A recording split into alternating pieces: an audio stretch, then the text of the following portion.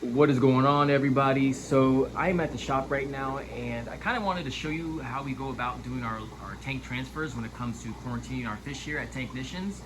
Again, for those of you who don't know or watch my videos, we are a quarantine shop here at Tanknicians, which means all our fish gets medicated, quarantined, all the good stuff to make sure that when they go to you, the customer, that they don't have any types of disease or parasites or anything like that that can affect your fish tank. We all been there before.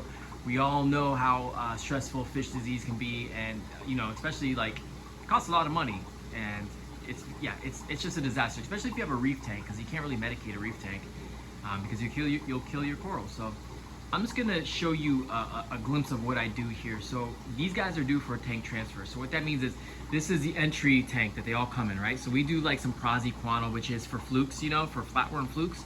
That attack the fish's gills and kind of basically act like ticks on the fish, suck their blood, make them weak, just attack their gills, make it hard for them to breathe. They're really, really, I don't want to say common, but I guess they are kind of common. We treat for them all the time when we get a fish order. It's pretty regular part of our routine here. So they get their praziquantel, they get some formalin in here, some basic medications like that. Once we do their preliminary stuff here in the holding tank, they get popped in here, which I'm gonna do today, which we're gonna give them a formalin bath. And then they go into their isolated quarantine tanks for the remainder of the period. So I'm gonna go ahead and start catching fish out of here, put them in this tank, and show you exactly how we go about doing our biz. So this is the formalin that we're gonna be using for the bath today. I hate handling this stuff, but it's kind of part of the process. So we have 10 gallons in each of those 20-gallon tanks. We're gonna do 1 ml of formalin per gallon. So we're gonna do about 10 mils of this stuff for a bath. And we're gonna have this bath going for about 30 minutes. So I'm gonna begin the process right now of dosing this in the tank, kind of measuring everything out, and then I'll start putting the fish in. And then the countdown will begin. All right, so we got our first round of fish in the bath, an Oreni tilefish and some Anthias. And I got this little egg crate on top just in case anybody gets a little swirly and wants to jump, because Oreni tilefish are definitely known for jumping. So I was gonna add a little extra safety precaution. Now the bath is started in formalin and salt water. And then the other batch over here is some leopard wrasse, a hyphen goby, and some other stuff, dragonette or whatever. So we're gonna do that 30-minute countdown right now, and then we will move them into their quarantine tanks, which I will show you next once these guys are done. But first, the formalin helps with some external parasites, right? So it helps with, I would say, some any type of parasite that embeds itself on the outside of the fish. Flukes is one that it helps with.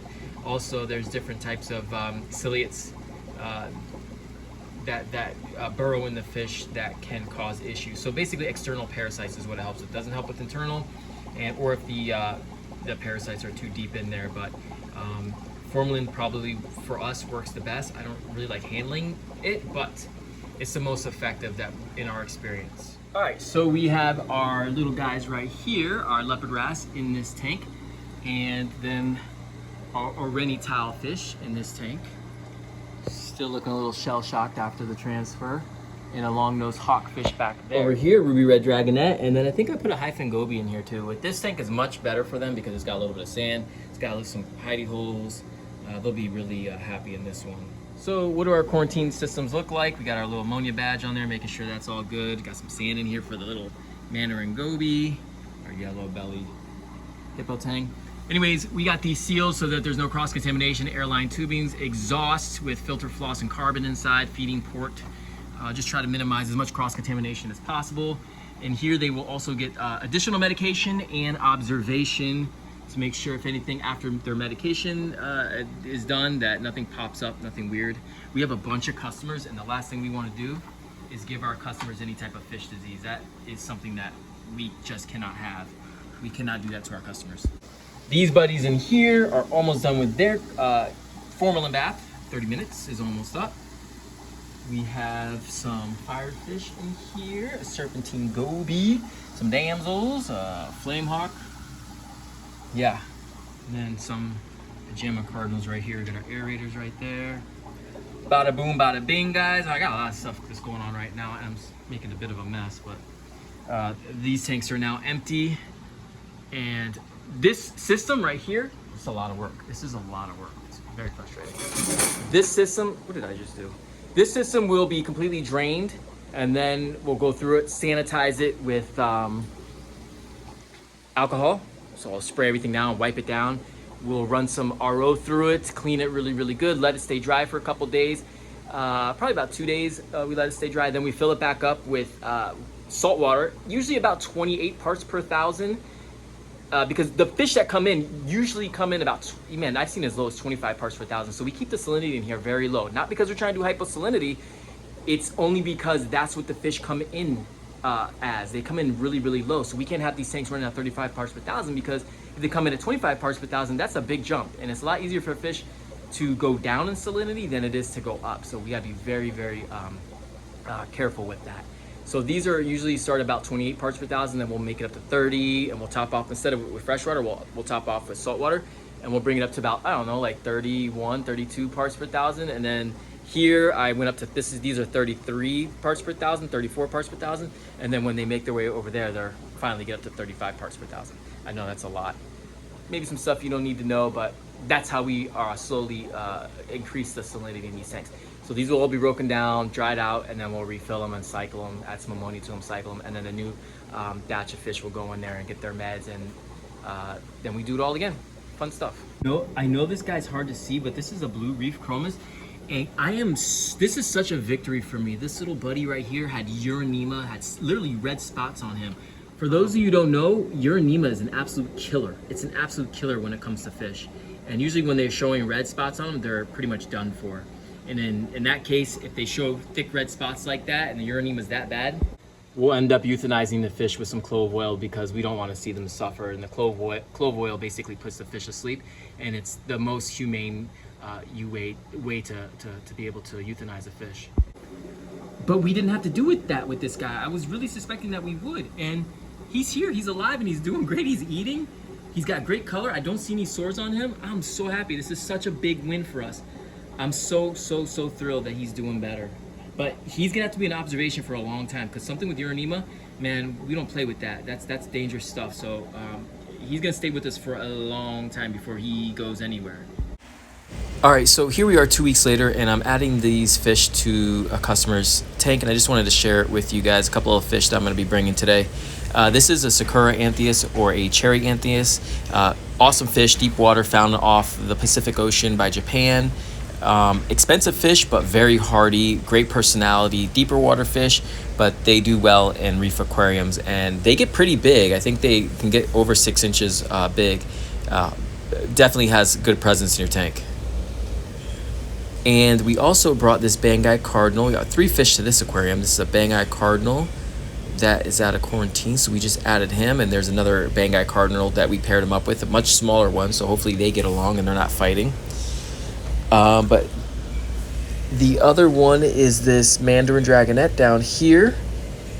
We added him to the tank, and I always feel good about getting Dragonets out of QT, because everybody knows these guys are kind of picky eaters, so I just like putting them in the most natural environments possible. Next up, another fish fresh out of quarantine is Helfrichi Firefish. This is just an absolutely stunning fish. We're adding this to a aquarium that has seahorses in it, which is kind of cool. These guys are pretty good temperament. They're not going to bother anybody. That's why we're able to put them in with the seahorses. And it adds a lot of color, because seahorse tanks can be kind of boring. So you want to, what you can't get in coral, you want to add with fish. Get some color into the tank. That fish looks beautiful. No wonder it costs so much money. Look at that. Wow. Striking. And it will just get better looking as it becomes comfortable in the tank. And that goby's looking at it a little crazy, but they'll get along. This is a very peaceful tank. Everybody should get along in here.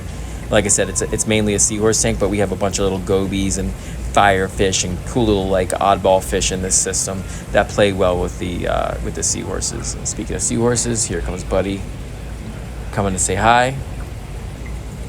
I will give a more in-depth video with this tank in the future, but right now I just wanted to drop off the fish, and we'll do an update, and we'll see how the fish are doing down the road. But yeah, this tank is doing okay. It's got some speed bumps, but we're getting there.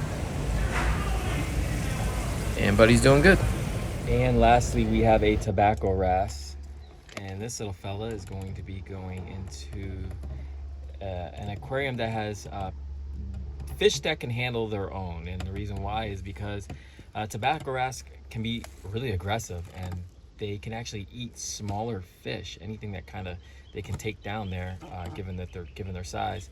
So this little buddy right here actually happened to be in the same tank as a dotty back, and it actually ate the dotty back, an orchard dotty back, purple dotty back, one of the two, and its back fins were just, its tail was just hanging out the mouth of this fish. So yeah, tobacco wrasse, really cool fish, really personable, really curious, you know, as most predatory fish are. They have great personalities and they're very active and interactive, but you know, you want to make sure that you have the right tank for them. And this tank has a lot of tangs in it, and big Orani tilefish, so fish that aren't going to be bullied by this little buddy.